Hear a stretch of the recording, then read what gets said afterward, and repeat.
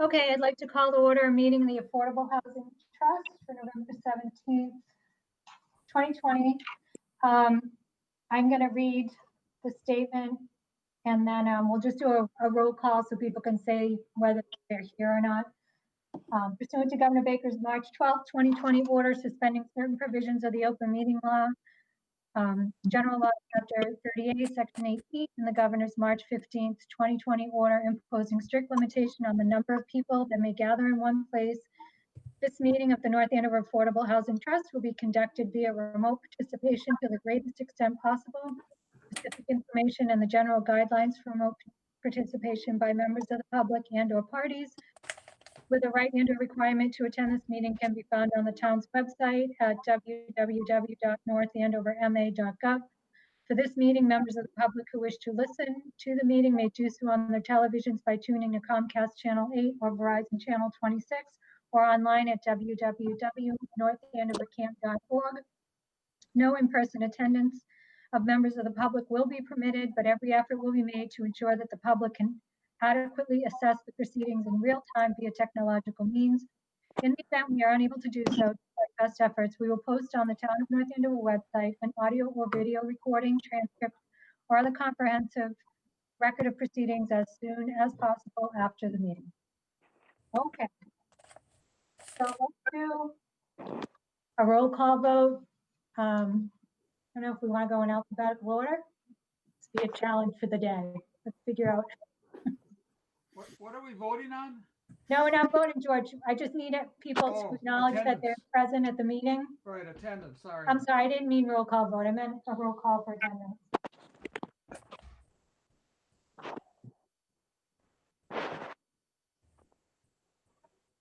Rob, you want to start? Sure, Rob Bernard's on.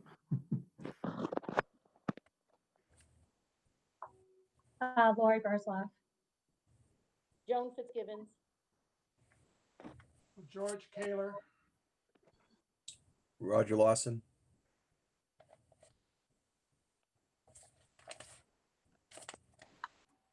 Chris G.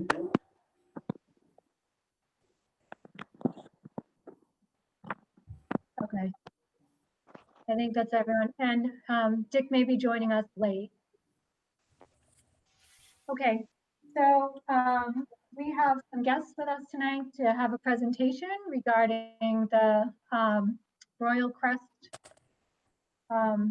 project that's way down the road, but it's basically going to be a high-level introduction of what they are thinking.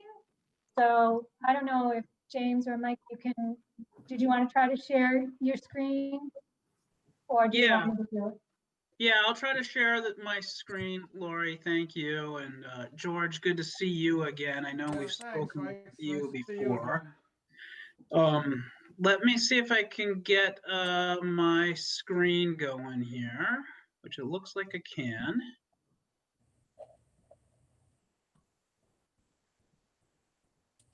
Oh yeah, there we go. Okay, great.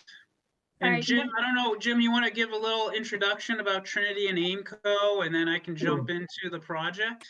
Yes. Also, if I can just interrupt for 1 second, can everybody just make sure they're on mute so that we don't have any echoes on the recording? Thank you. I think I'm okay. Okay, thank you, members of the trust. My name is Jim Keefe, and I'm a principal of Trinity Financial in Boston. We are a Boston-based real estate development company with offices in Boston and New York. Curiously enough, we have developed over 7,000 units of affordable housing throughout New England and New York. So we're very much dialed into the issues of groups like yours in terms of trying to create more and much more needed affordable housing. We're a 30-year-old company. We have developed almost $3 billion worth of properties ourselves in our 31 years. We also manage over 7,000 units, primarily affordable housing.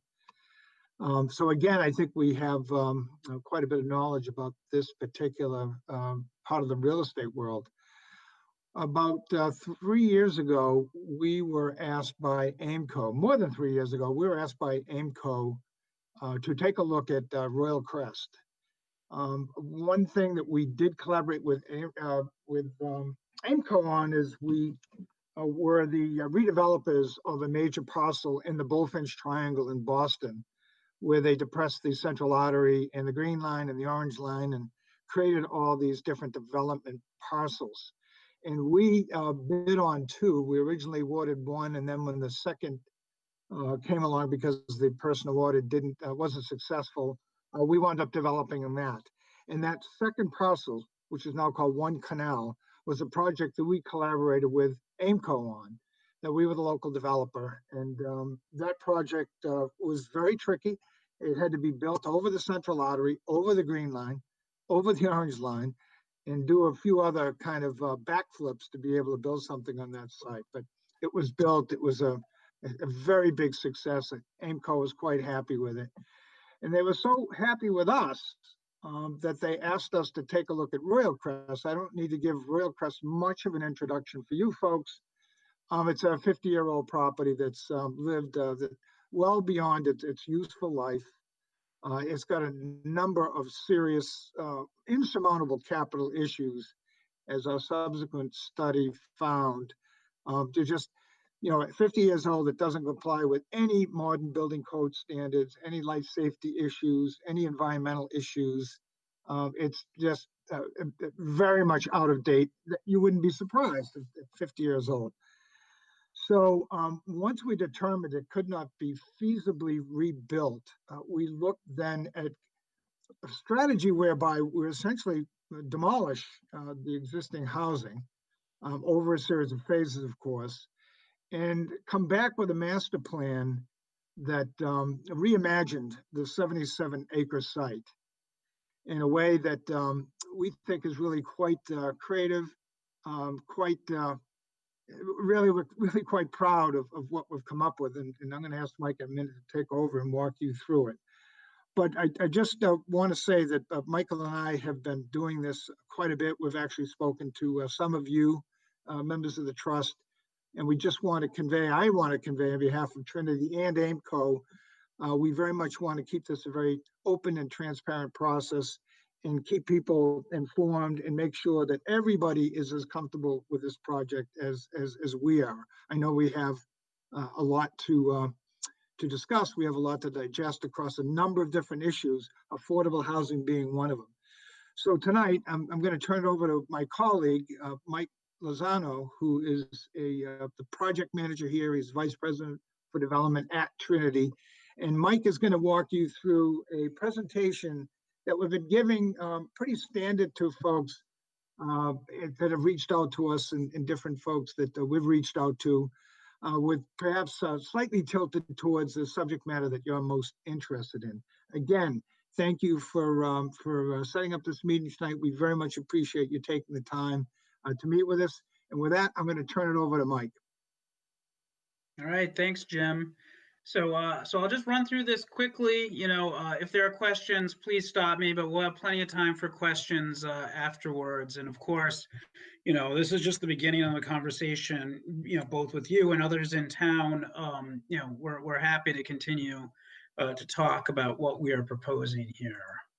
So, as Jim mentioned, we've set out a big vision for Royal Crest, and we're looking to create a vibrant new community at the Royal Crest site. We think that it provides numerous benefits to North Andover, but the current situation, as Jim mentioned, is that the current site is tired. It's at the end of its useful life. The new Royal Crest helps to meet market demand in North Andover through a mix of uses, which I'll get into. We're introducing some retail, a new hotel, which I'll get into, some office space, and of course residential, but the introduction of a whole bunch of different types of housing, which I'll get into the details on. One of the primary things that we wanted to do with our plan is to preserve as much open space as possible and provide some new recreational opportunities, which I'll get into. And of course, the site is right across the street from Merrimack Colleges, which is one of the fastest growing colleges in America.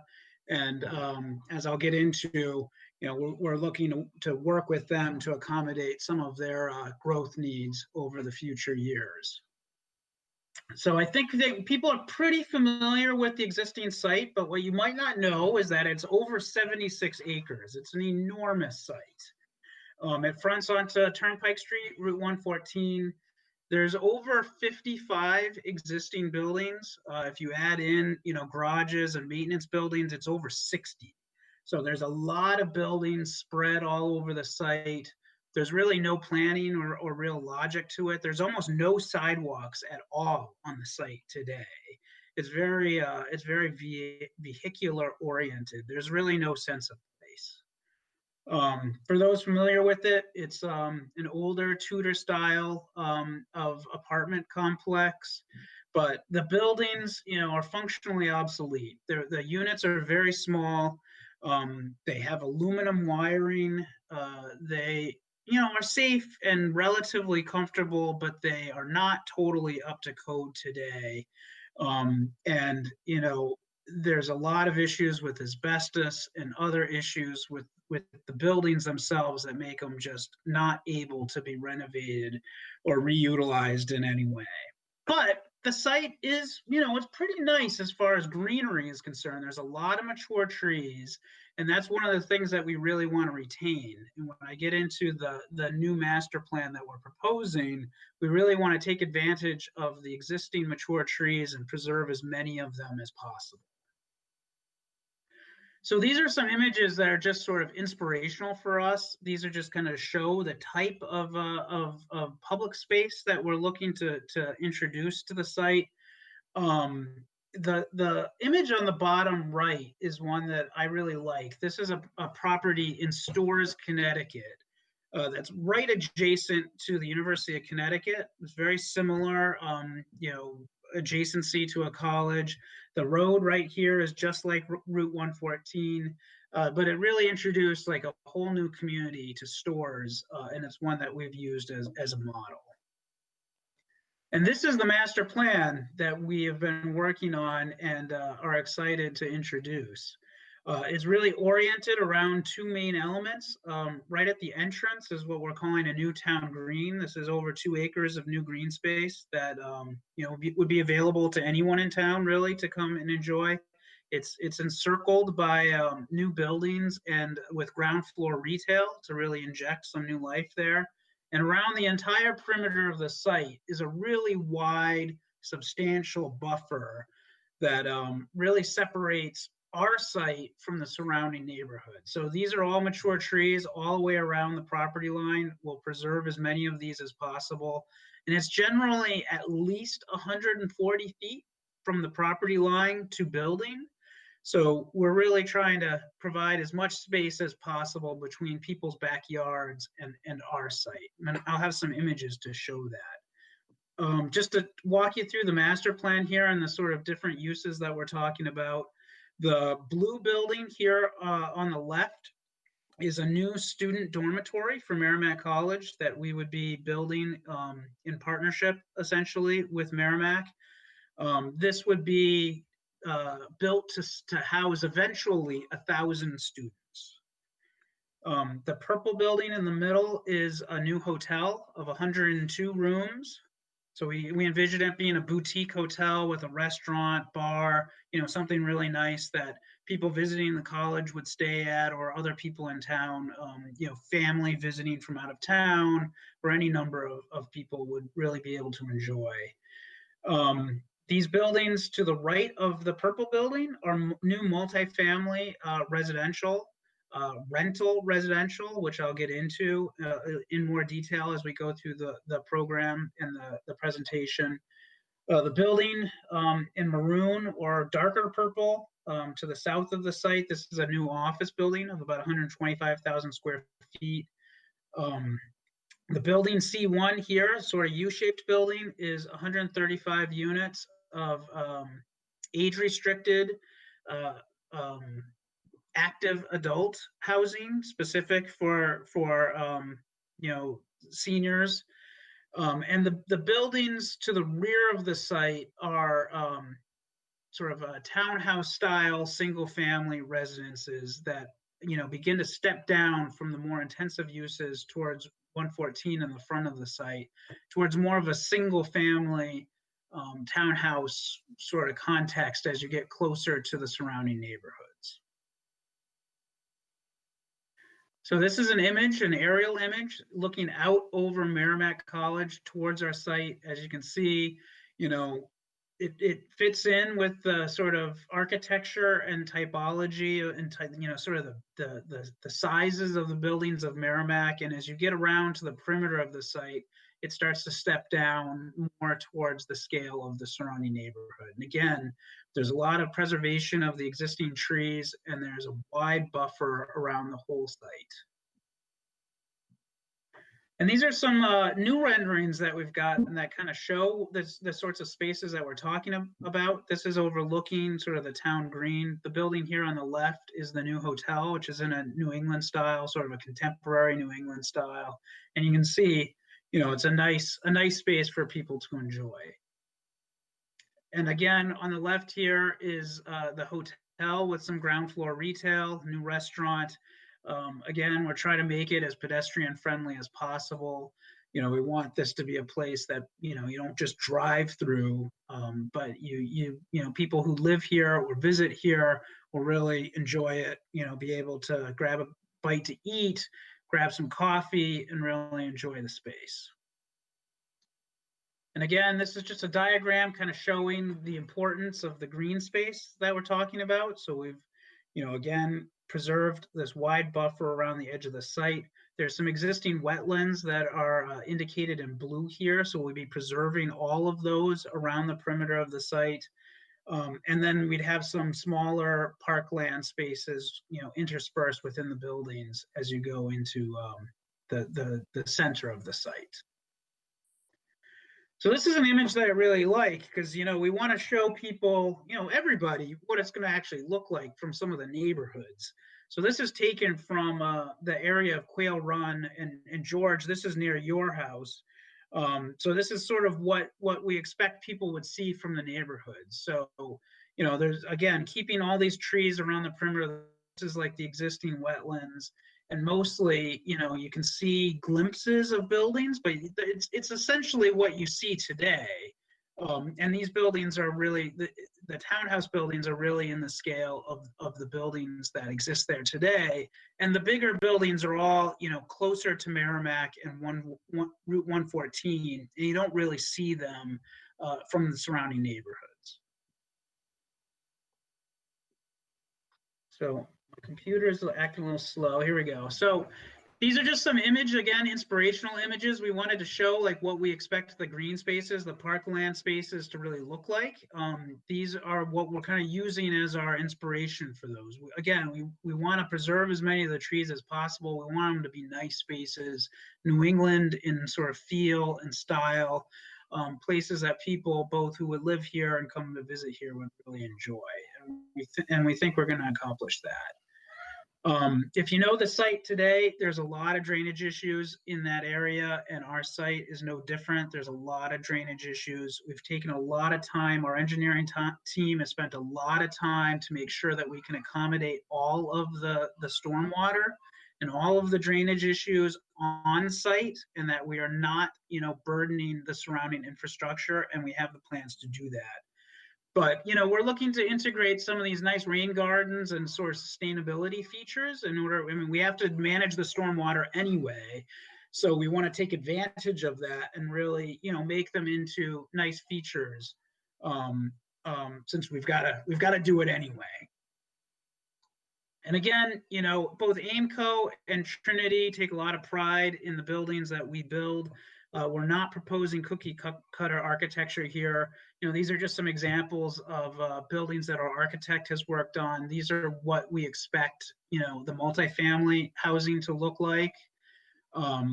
This is, some examples of the townhouses that we're talking about that gets a little bit more into a New England sort of vernacular style. And these are some images of the student housing that we're talking about. Again, really high design, really enhances sort of the live-work experience of the students. Right now, there's a lot of students living at Royal Crest. They're kind of running all over the place. It's not productive for them. It's not productive for for really anybody to have them running around. So this will provide a lot more structure for them. And this is an image looking along Route 114, which, as you know, today is kind of like a highway. But what we're proposing is to have, a nice wide buffered sidewalk. We're introducing some new signalized intersections. We know that everybody's concerned about traffic, and our engineers have been working really closely with Mass DOT to make sure that all the traffic is accommodated. And we think that we've got plans for that. But really, we want to make these, spaces for people. And we think that we're accomplishing that in the design. So, we think that there's a number of benefits that we are going to provide. I mentioned a lot of them. We're introducing some new retail, a new boutique hotel. We're helping to make Route 114 safer. We're providing some new home ownership opportunities for young families and seniors who might not want to take care of a single family house. But we know that you guys are concerned primarily about affordable housing, and that's something that we are proposing as well.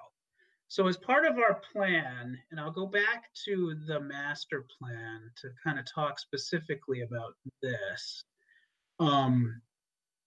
We are proposing to introduce onto the site 93 units of workforce affordable housing. So these would be deed restricted affordable units for rent to families from North Andover or other families that would qualify for the income restrictions related to those. Those 93 units would be located in the darker orange buildings indicated here.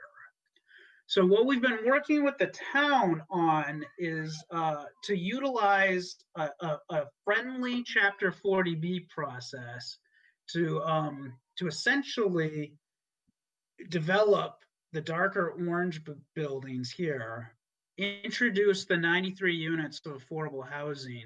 And what that will do is it'll obviously get the affordable housing into the inventory of the town, provide that affordable housing for families that really need it. And we like it because it introduces a mix of housing that we can provide for people of all types to live here at the new community that we're proposing. And what it does is it will get the town over the 10% threshold for Chapter 40B that is required by the state. So that'll give back some control to the town. If the town wants to utilize, a friendly Chapter 40B, they can, but they wouldn't be beholden to a developer who might propose something utilizing Chapter 40B that the town might not want. So we're really excited to work very closely with the town on that aspect of our proposal. And it's something that we think is a real benefit, both to provide those substantial amount of affordable housing units interspersed through everything so that, those units would be indistinguishable from any of the other rental units that we're proposing here.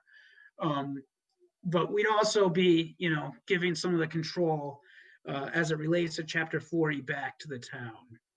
So I didn't describe Chapter 40B in depth. I'm happy to do that. I'm assuming that you guys have a little bit of knowledge about that, but I'm happy to go into any more detail as you guys want. But I'll pause there and open it up for questions or discussion or however you want to proceed. Okay, thanks, Mike. I think we're all pretty familiar with 40B. I just want to be mindful of the time. We actually have to finish by 6:30 because there's another meeting that has to be recorded after us. Yep. I'll start. I just have one question. The townhouses, are they rentals or sale, like purchase? Yeah, they would be largely for sale. There may be a small portion of them that may be rental. It's something that we're still working out the exact details on, but largely they would be for sale. And has there been any consideration of making the affordable units for sale units and not rental? We have talked about it. We felt that it was more beneficial to have the rental units, have the affordability component. that's sort of where we landed and where we've ended up at this point. You know, we have done quite a bit of for sale affordable units, and the associated deed restrictions and the processes whereby the original owners go to sell their property. And we have had the ability of these units to stay affordable over a period of time diminishes as owners go to sell, and the process of finding new qualified buyers becomes more and more limited. Whereas rental housing, it's deed restricted for many years, and it stays in the pool of affordable housing that much longer. Yeah, I have a question. Also, I think this topic needs more conversation than this, but this is probably not the place to do it because we do have a time constraint. My question is, you had a program summary that I think you showed to the selectmen, the planning board, at least I got Yes. it off the planning board website, which Yes. said 40B, 385 units. Yeah. So how does that reconcile, or how does that relate to the 93 units of workforce housing that you're talking about? Yeah, so thanks for asking that, George, and I should have been a little bit more explicit about that. So on looking at the plan in these orange buildings, the orange portions of these buildings is 385 units in total. So of that 385 units, 25% of those, in order to qualify under 40B, have to be affordable. So the 93 units is the affordable component of the 40B project. The entire 385 units would qualify towards the town's, 40B inventory. Right, because But the they're deed rentals. restricted, the number of deed restricted units would be 93. Right, okay, I understand. Okay. Thanks. Sure. Michael James, Chris G from the Trust. Thank you very much for the presentation. I think I should just disclose, just for conflict of interest purposes, or conflict of interest laws purposes, that I'm actually an attorney at the Department of Housing and Community Development. All right. I work I work very closely with the 40B programs. Yes. But just, one question just to kind of jump onto George's question there. When you say workforce housing, are you saying those units will be affordable at or below 80%, or are you saying? Yes. Okay. That's right. Okay. Thank you. Small world, Christopher, small world. Indeed. And just a little bit more information on that. We anticipate the 40B component of this will be part of the very first phase. Right. So we'll be knocking on your door pretty soon, Christopher. Sure. Just because this is coming in North Andover, I may end up just recusing myself from any conversations within DHCD. Yeah. But this group, this trust here is obviously very interested in affordable housing in our town, and I think this is a very appealing concept. Yeah. I guess not relating to the affordable housing component, the hotel, where was that hotel? Where is it situated in this aerial view? Yeah, it's a little hard to see. It's labeled B. It's right in the center, so you'll see the green space, and it's right to the above the green space, if you will. So we figure that the hotel was like a nice organizing element. It provides some life, it's got some ground floor retail with the restaurant, and we expected that to be a good location for it, to sort of be the focal point. The concept here is to establish more of a college town. Merrimack would like very much to have a little bit more happening across the street than what's there now. But if you've ever been to Williamstown, Williams College, there's an inn right there in the green, or in Amherst, there's an inn right there in the green. there are a number of instances where whether they visiting faculty or families visiting their kids or students going on tours or alumni coming back for football games, this isn't going to be a huge but it's going to be very supportive of Merrimack and its activities, but also a tremendous amenity for everybody that lives in the area. You could walk to, I'm sure it's going to have a very nice restaurant and bar, a nice place to go and visit. So it's going to be a real amenity to the broader community as well. And have there been thoughts, conversations about, I guess, access to public transportation or, public transportation going into the residential components of this project? Do you want to take that one, Mike, or shall I? Yeah, I mean, we've talked about, obviously traffic is very important. Sustainability is really important too. And it's something, we don't, people do have cars, so we need to accommodate that. And especially people around North Andover, they want to make sure that traffic is accommodated. So we've worked really hard on that. But beyond that, we want to encourage people to not use their cars. I think we wanted to introduce, really pedestrian scale elements. We've got nice sidewalks, and all throughout the site, we're talking about wide, sidewalks. Even on 114, we want to get the kids, that currently are kind of running across 114. It's not safe at all today. And we're making a lot of pedestrian improvements to 114 so that the Merrimack kids can walk across safely. And then we're introducing a new bike and walking path along the perimeter of the site too, so which again can get you off of 114, which even with the new sidewalk won't be the the greatest place to walk or bike, but we'll have that as an amenity to the back. We've looked at other ways to interface with existing public transportation. And we've talked about, a couple of different ways to do that. We've talked about working with Merrimack College. We haven't really gotten the details of that so far, but they're all things that we're talking about. I have a question.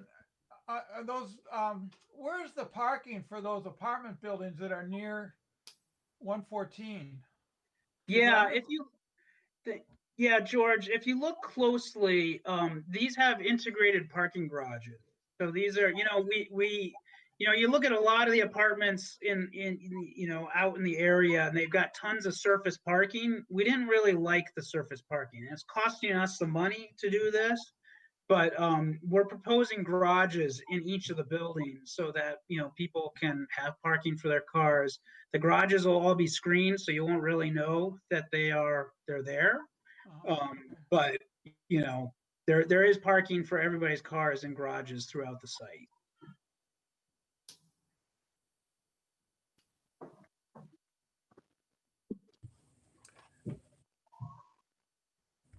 Any other questions? Is this presentation available on the town website? I didn't see it, but it is. It is on the planning board sort of Google Drive. I know that the town is putting together sort of a project specific website, and we are actually working on one too that is nearly ready for prime time. So we'll be sure to get you guys the link to that website as soon as it's ready. But we'll have all the documents up there, and people can look at them whenever they want to study them closer. Michael, George, this is Mike. Oh, go ahead, Joan. I'm sorry, Roger. This is Jean Enright. I just wanted to. Yeah. Hi, I just wanted to follow up on that. So we did discuss it today, George. We did do a website for the Amazon project and the Avalon Bay project, and we will get a website up for this one and put the most current information in it. Michael, Roger Lawson here. I was wondering if you could talk about the timeline. Sure. Yeah, so we're expecting and hoping to go before town meeting in May of next year. And that would give us the approval of the master plan and sort of the zoning overlay that's needed for this. But that's really just the beginning of the project. We're not expecting to build this all at once. Again, it's a huge site. So really it's an 8 to 10 year project. But after town meeting, we'd be going through, some environmental permitting that needs to happen. We would expect to have the first shovels in the ground approximately 10 to 14 months after town meeting. And then again, the rest of the site would be built over time over the next 8 years. So this is really like a 10-year time horizon here. And there's 588 existing apartment units there. We don't expect, obviously we need to accommodate everybody that lives there now. So we'd be working to, take some buildings offline, keep other buildings, up and running, and, work through the sort of overall build out of this plan, again, over that 8 to 10 year period. Thank you. Sure. Hi, Joan Fitzgibbons. Hi, Joan. Hey, Joan. I finally got to unmute myself. Couple of questions. Number one. Sure. With the 40B and the rentals, why are they in one particular section and then the townhouses are in another section? Is that for the location? Is that what usually happens? Or are they all? Yeah, we were real, and we are really sensitive to the surrounding neighborhoods. So we wanted to keep the bigger, taller buildings closer to Merrimack College, where, they're very much like the buildings already on Merrimack College. And as you work to the back of the site towards the neighborhoods, we step down in the height because we know that, people, want to be, they don't want to see new buildings. They want to see the trees and they want to see other buildings like theirs. So we wanted to really, from an architectural standpoint, wanted to work down towards the surrounding context. And that's why we have sort of the rental housing at the front of the site and we have the townhouses at the back. The townhouses, they look like single family houses. It's really just a planning decision. And to be sure on that, Joan, that the affordable units in the buildings are going to be spread throughout. Right. They're going to reflect the mix of the units. They're going to have the same finishes, the same fixtures. They will be virtually indistinguishable from any other unit in the building. However, That's right. be all in two buildings, and the townhouses are going to be for other people, other owners. Are those townhouses going to be for sale? Yes. Yeah, the majority of them would be for sale. We're working, there may be a small portion of them that may be reserved for rental, but the vast majority of them would be for sale. So all the light yellow townhouses will be for sale, and the dark orange and the light orange are multifamily rentals and 40B. Yes, that's correct. One of the things that we have heard in our travels, and this goes back 3 years, is that we heard a need expressed that there are some families that raise their children in North Andover. They want to get out of the 12 or 14 room house. They may even have a place in Sarasota, but they want a place in North Andover to be near their grandchildren and where they grew up. So these townhouses are going to be very much geared towards that, those folks who are very much still attached to the town because their children and grandchildren live there. But, it fills a need that has been expressed a number of times to us. Yeah. And today the site's all rental, unrestricted, market rate rental. It was really important to introduce a mix of housing types. We know that there's, demand for all types of housing in North Andover. So we really try to accommodate that. We did have to, make it fit on the site. But we are introducing, a number of different housing types that don't exist today. Thank you. I also have another question. I understand that the buildings out front are 5 stories high, correct?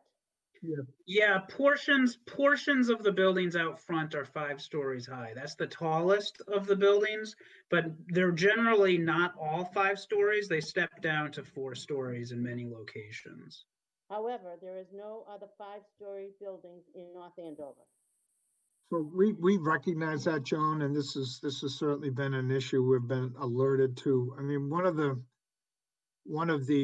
obviously one of the design concepts is they're, you know, up against and providing a buffer to 114. We have heard recently, as this past week, that some of the residents in the around Royal Crest hear noise from 114 and actually sounds coming from Merrimack College. So as for sound attenuation purposes alone, there's a rationale to it. But another thing about it that's really important is that by going 5 stories, it gives us more flexibility to provide open space. That if we had to put that program on the ground someplace, we'd have to take it away from what we think is valuable open space. So, you know, that too was a very important consideration.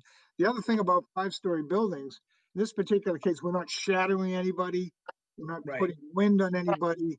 We're kind of surrounded by the rest of Royal Crest, and we're hoping, based upon those arguments, that you know, people could could agree that perhaps the concept of a 5-story building here would be okay.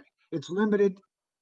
We've spent a lot of time thinking about it, and as Mike has pointed out, it steps back dramatically as you move towards the surrounding neighborhood. Yeah, and again, it's one of the reasons why we want to preserve as many of the existing trees as possible. I mean, the existing trees are as tall or taller than 5-story buildings. So I mean, you know, we really are getting a nice buffer, and you know, we don't think that the 5 stories, considering the site, is a bad thing. I disagree. And if we start with 5-story buildings here, which is right on the road, and it's not going to, my opinion, look as nice as a 4-story building, and then all over town we'll be having 5-story buildings. And I just disagree with that, and I wanted to express my opinion. I also understand that you're thinking about another traffic light where the traffic light is now, and with roads going into your complex and Merrimack College. Yes, that's correct. There'll be 4 or 5 traffic lights within a half mile of each other up 114. I think that something should be done to avoid at least your traffic light, and perhaps an overbridge so the kids can walk across an overbridge instead of a traffic light. And I know the kids will not go over there, I'll go over it. However, the traffic on 114 is unbelievable, as I'm sure you've done the study, and to add another one, and I understand there's going to be another one at Hillside Road. So here we are, Hillside Road, 114 and 125, Merrimack College, 114 in Elm Street, and 114 and 133. Hello? Okay, Joan, I just want to interrupt for 1 second. Yeah. So we're starting to run out of time, and that's not really our purview at this meeting. There's going to be so many public meetings with the planning board and all of these other things that residents can bring up about their concerns about the plan. So Lori, I'm gonna end it here unless there's something could I just ask one question? I think it's a quick one. That development summary that I referred to before also had 55 plus active, 55 plus active. Where is that on this diagram? That's this U-shaped building right in the middle. Oh, just north of the hotel? Just north of the hotel. Yes, Okay. exactly. All right, thanks. Sure. And how was it determined there's a need for more 55 and over housing? That, What was the question? How is it determined that there's a need for more 55 and over housing? Is that market rate or affordable? That would be market rate. Again, this has been it's not a huge component of this, but we wanted to include some portion of that because again, it was something that people expressed that they wanted to see. Again, it's not a big component of this. Lori, I think it's in the housing production plan that. Yeah, Yeah, I think it that's where is. we saw it. That's where we saw it. Yep. And we heard it in the early conversations with the town. We heard that there was a desire for age-restricted housing, and it's something that we wanted to accommodate. Well, and also- Affordable. No, but Affordable also, age restricted housing. also housing for older people so they can downsize from their existing 4-bedroom Yep. and remain in North Andover. Yeah, and Okay. yeah, and that's something we want. Again, we wanted to accommodate through a number of different housing types, trying to provide some stratification of the income levels, and we're hopeful that we're accommodating all the needs, but obviously, we're still working on a couple components. Okay, but so Mike, I this want to is- thank you, Mike. Oh. Oh, Yes. sorry, Jean. Sorry, I just wanted just to clarify that. So, I mean, I trust that you did some type of market analysis that justified the need as opposed to anecdotally. I understand it is in the housing production plan, and you could probably like twist 2 or 3 goals that would say the need is there, but I assume that there's some type of market analysis that you've verified that. Oh yes, Oh, yes, we yeah. have. Very early on. Yep. I mean, it's not a huge demand, Jane, but it's a tangible demand, and because none of us are getting any younger, it's a need that's going to grow. Okay, and if I could just add one more thing, Laurie, I would encourage Joan, yourself, and as well as anyone else, if you have any comments kind of related to the project in whole, if you want to email them to me, I can include them in the board packet. So that's kind of been the process, that if it's, maybe not so much related to the affordable component, but you have broader comments, just send me an email. Thank you, I Yep. will. All right, thank you. Thank you, Mike. Thanks, Jim. Thank you all, Appreciate you folks. taking the time to give us the presentation, and I'm sure we'll be seeing much more of you in town over the next several years. Absolutely. Yes, And Lori, thank you Lori very and much. Lori and Jean have my contact information. So if anybody has any questions, I'm happy to, reach out personally to try to answer them. Thanks. Hey, folks, Thank thank you. Stay safe. Bye-bye. Okay, so our next agenda item, can I get a motion to approve the minutes? So moved. I'll second that. Okay, we need to do a roll call vote. Rob? You're on mute. You're muted, Rob. George, you're on mute as well. I agree. Okay, Joan, Yes. George, Yes. Roger, Yes, Chris, Yes. and I am yes. Okay. I'll give a quick update on the rental assistance program. So because we had just approved the additional 60,000 for the long term, that is still available for them. So far, sorry, I just want to bring up the amounts. They have, sorry.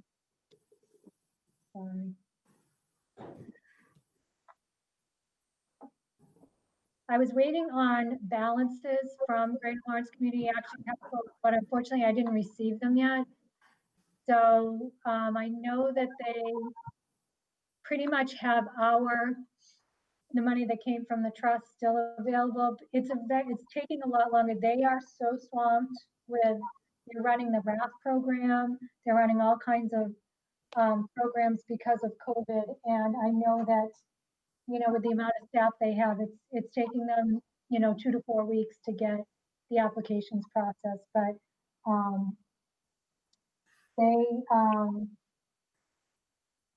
so from our portion, we had given them 60,000, and that all is still available because they were still using home funds. But we know that there's a lot, coming down the pipeline. That was for the long-term one, which is that year program, or the assistance with first, last, and security. And then on the emergency rental assistance program, they, what did I do with the sheet?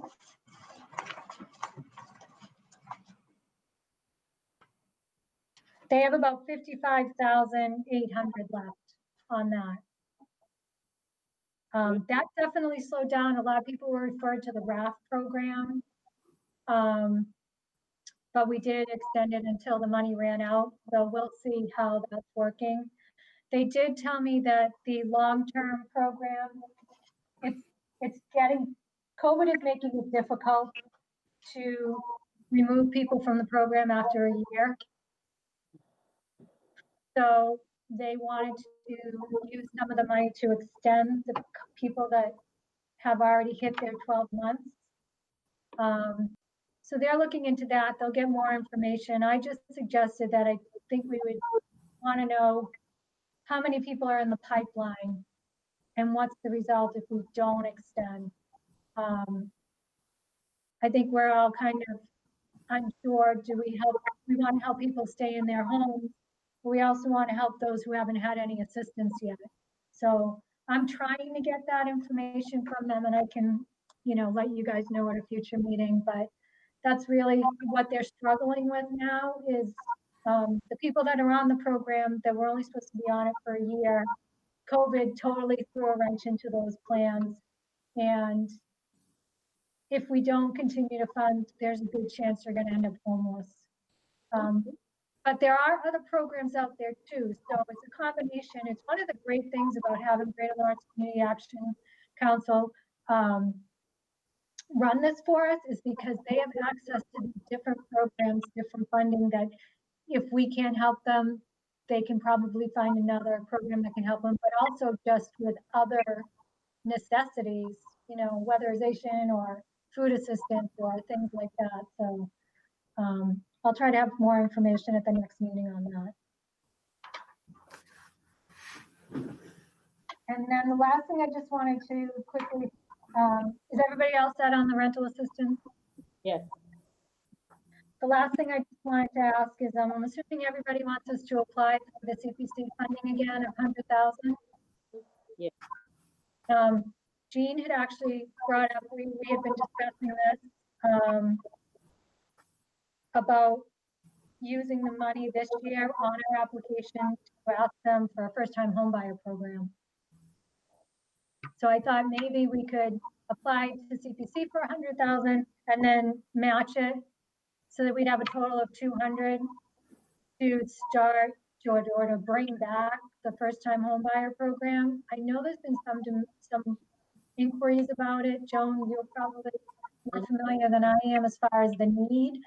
But hopefully that will reach, so we would do it the same way that it was done previously by the trust, either a 10 to 15 year time period that if you sell within that, you would have to pay it back. We'd establish a cap. So I just need to know if that's the way, everybody would want to go with that. And if so, at the next meeting, we can talk about details of what we want to put in the application. I think it's important for CPC that we put matching funds in, or at least some of our own funds. It's one of the things that every time I go in front of them, they ask, how much are we spending of our own money? If we can get 100,000 from them and match it, it would be a great thing. Yeah. And again, if we don't spend it all because we find that it's just not something that, maybe we targeted wrong, the money can just go back. It's not, but it's better to have a little more, I think, and describe to them what the program will be and how we'll have matching funds. The other thing that Andrew, Jean, and I had talked about, Andrew Shapiro, who's the Director of Community Economic Development, is revisiting the Fountain Drive project with the new director of the Housing Authority. I'm sorry, Um, revisit, what did you say? I couldn't understand. I'm sorry, the Fountain Drive. Remember Oh. we paid for a feasibility study? Basically, it wasn't really a feasibility study. I think it was more, could we put something there if we wanted to? And they thought we could, but more research has to be done on it. I mean, we paid a small amount to have that plan done. Do you remember when he came to our meeting with the big board showing where they could put another building and was suggesting that they add to the existing building? So I'd like to revisit that and see, maybe Maggie can come in at an upcoming meeting and we can revisiting that project, and maybe next year having a joint application to the CPC where we're asking the CPC for a substantial amount of funds along with our funds and some of the housing authority funds to have this additional housing authority units put in. Can't remember the number she said when we talked before, but it's one of those big projects that I think CPC would encourage. Because I think we were talking between 10 and 15 units, or depending on if you went 2 floors. So it's something to keep in the back of your mind.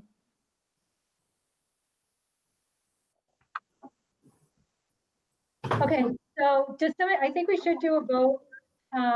Well, actually, no, we'll vote. I'll do the application and then I'll present it and we can vote on it then whether to submit. They're not going to be due till February with holidays and everything. I don't anticipate the need for us to meet until January, unless anyone has a pressing matter that they want addressed. And Rob sent out everybody the balances at our account. So we can talk about that at the next meeting in conjunction with our application. Mhm. And if you have an agenda item you want to put on, just email me.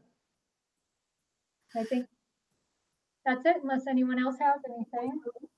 Laurie, I've got to run. Thank you. Okay, can I just Bye-bye. get a motion to adjourn, guys? So moved. You can go, Roger, that's fine. Okay, thanks. Second. Okay. Yes. And, yep, I'll just check Chris, Yes. Joan, Yes. George, Yes. Rob, Yes. and I am a yes. So we are adjourned. Thanks, everybody.